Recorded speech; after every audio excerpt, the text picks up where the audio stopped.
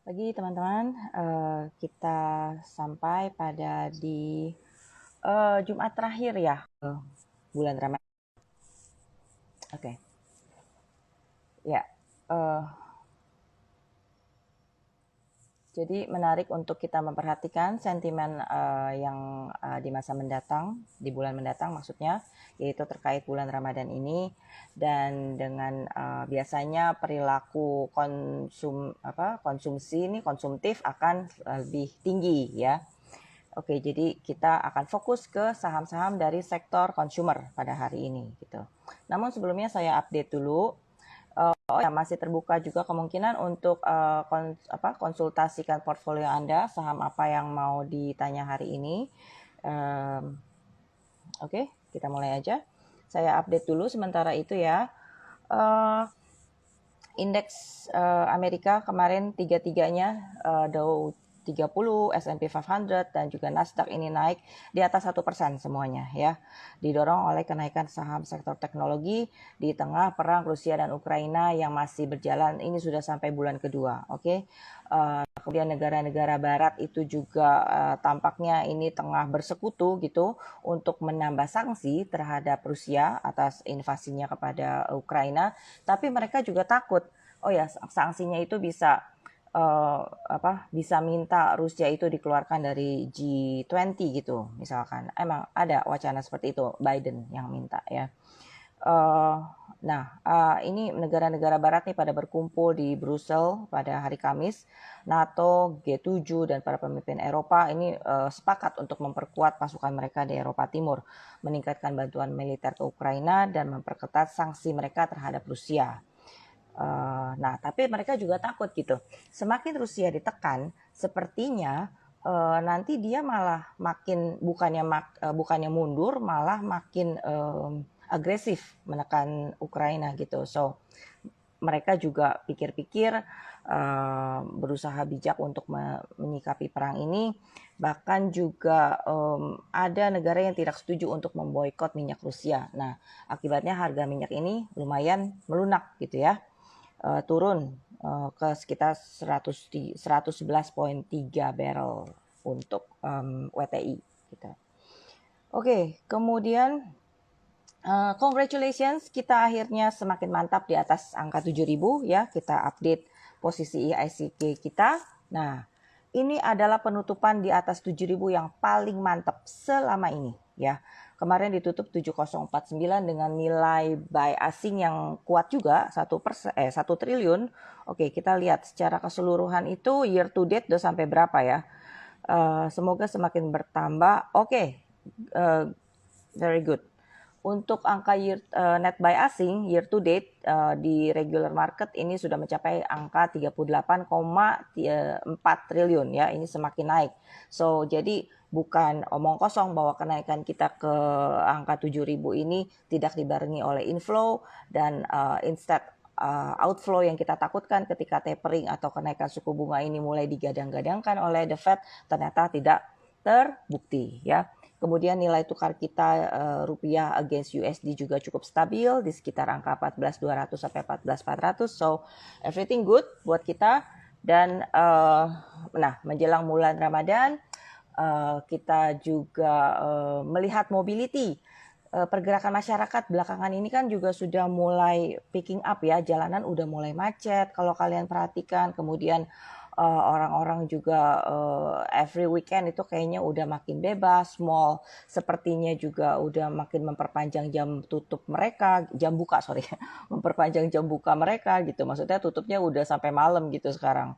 Dan makan di restoran juga kayaknya nggak dipisah-pisah lagi gitu ya, udah boleh ngumpul di satu meja rame-rame. Nah, ditambah lagi Pak Presiden Jokowi juga sudah memberikan izin untuk mudik nih. Nah, ini adalah suatu kelegaan gitu, apalagi di sektor consumer karena ini akan meningkatkan belanja masyarakat dan ini justru akan lebih menggulirkan roda perekonomian ya.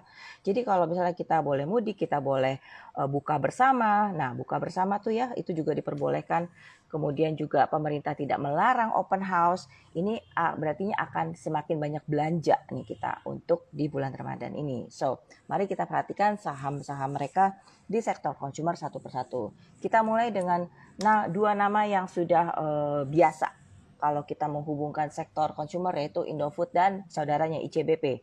Indofood ini kalau dilihat dari tren bulanannya ya, sebenarnya kesian juga dia udah cukup lama sideways gitu, dan kayaknya di harga 5.700 ini kuat untuk jadi supportnya. So sekarang harga Indofood 59.50, oke, masih belum terlalu jauh dari 57. Ini statusnya masih spekulatif buy ya, masih spekulatif buy.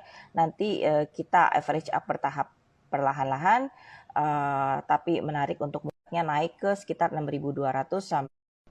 Oke. Alright, we're back. Ya, sorry, tadi ada sinyal yang jelek.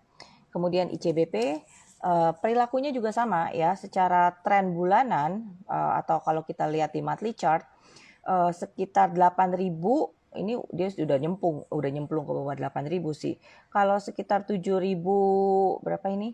7.400, 7.500 ini posisi yang pas untuk fishing, bottom fishing ya. Dan mumpung dia belum balik ke harga 8.000, so kayaknya kita masih bisa collect juga sedikit-sedikit. Kalau dilihat dari perilaku di daily chartnya, dia sedang dalam fase bottoming. Di dasar ini, di bottom ini, dia lagi bikin polar triangle. Nah, selepasnya breakout di harga 7.600, maka ICBP akan lebih berpeluang menuju ke tahapannya ya, 7.800, kemudian 8.000 dan 8.200, 8.700 untuk jangka pendek ya. In overall memang masih cenderung downtrend, jadi naiknya bertahap. Lagi pula kan dia udah lama turunnya ya, turun terus, kasihan. Mungkin ini saatnya untuk perbaikan tren mereka. Harap kita siap-siap gitu, daripada kita nungguin saham komoditi yang udah keburu, yang udah pada naik tinggi gitu, mungkin kita kebagian sisa-sisanya aja. Nggak ada salahnya untuk kita pikirin rotasi sektor gitu. Nah, oke. Kemudian Unilever. Nah, Unilever ini pastinya kalian tunggu-tunggu ya, kapan dia reboundnya gitu. Oke. Kalau di weekly chart ini di sekitar harga 3.300-an saat ini, finally mencapai support lagi. Dan kali ini ada yang namanya RSI positive divergence. Artinya apa? Walaupun si Unilever ini masih bikin new low terus, tapi dari sisi indikator sekarang terlihat momentum pembeliannya itu menaik gitu ya, meningkat, sorry. Nah, ada kemungkinan untuk Unilever ini technical rebound dengan target jangka pendek ke angka 4.000 pastinya. Angka bulat itu jadi semacam gawang pertama 4.000, kemudian 4.500, and then hopefully 5.000 balik ke situ ya. Nah, kalau untuk tren untuk time frame yang lebih panjang, mungkin kalau sudah bisa di atas 5.000 akan lebih mulus jalannya ke 6.000 ya. Tapi kita akan perhatikan sentimen dan animo pada Unilever nanti belakangan. Kita bicara jangka pendek aja dulu ya. Karena bukan apa-apa teman-teman. Karena memang saham-saham dari sektor consumer ini sudah lama tertekan. Jadi mereka harus butuh perjuangan lebih untuk keluar dulu dari tren turun itu ya.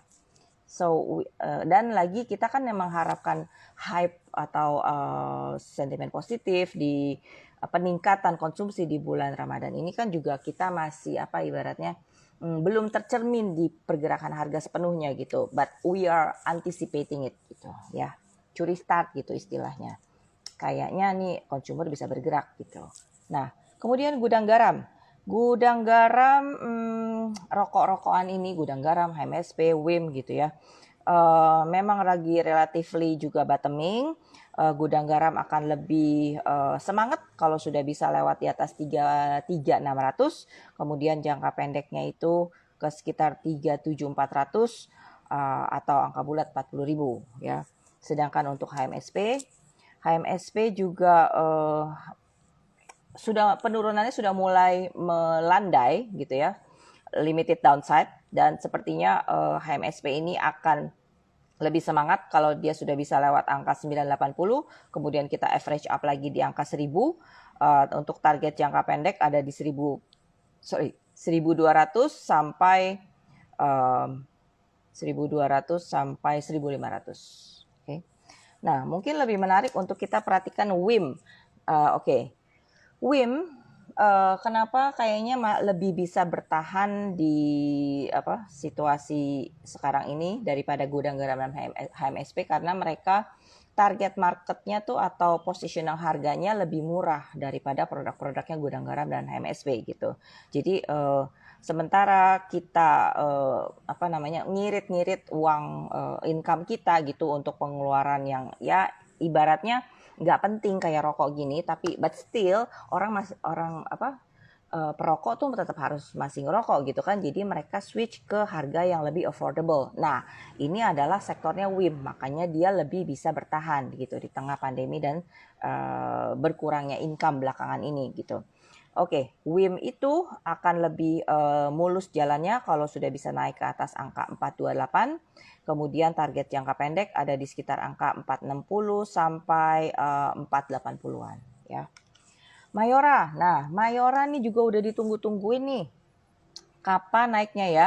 Apa sudah saatnya kita beli cookies, teman-teman? Ini menjelang bulan Ramadan, ya kan? Mayora ini kita sadar ini hambatan mereka adalah pada harga gandum. Kan harga gandum itu meroket naiknya gara-gara invasi Rusia Ukraina itu ya. Terus kemudian harga CPO juga naik. Nah, ini juga di sektor consumer ini itu adalah masalahnya mereka gitu, karena adanya kenaikan harga bahan baku terkait meningkatnya harga komoditi dunia seperti gandum dan CPO. So Mayora diharapkan ini nanti revenue-nya sepanjang bulan Ramadan akan meningkat ya, karena kita cenderung beli cookies. Oke. Nah, pada saat sudah seminggu lebih ini Mayora bikin pola flag ya. Kita lagi tungguin kapan dia breakout harga 1.700, maka setidaknya kita bisa jualan Mayora di sekitar harga 18.50 sampai 19.50 ya. Memang masih cenderung downtrend.